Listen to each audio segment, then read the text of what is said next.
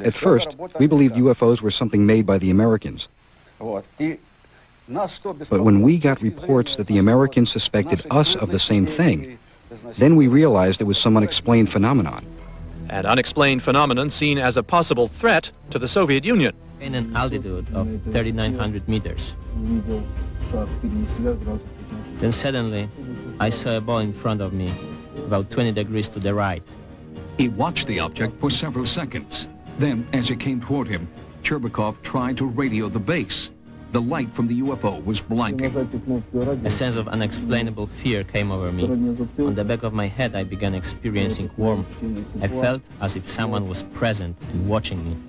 My movements were under control, controlled by someone other than me.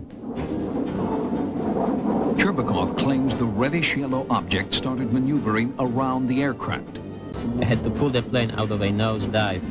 At the altitude of 1,000 meters, I finally cleared the residential area and I ejected. 4 seconds later, the plane exploded.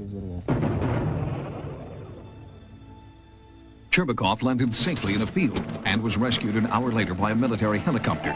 While officials combed the wreckage of the jet, Cherbakov was examined at a military hospital. An intensive 3-day interrogation followed.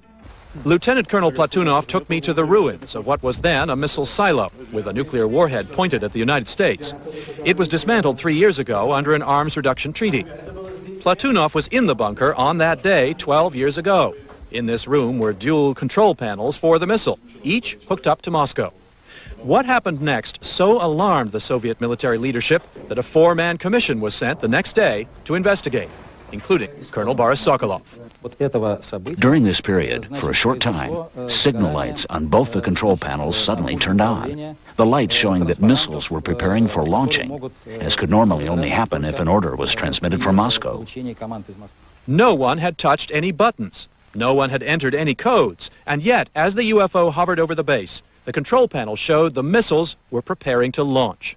For 15 agonizing seconds, the base lost control of its nuclear weapons.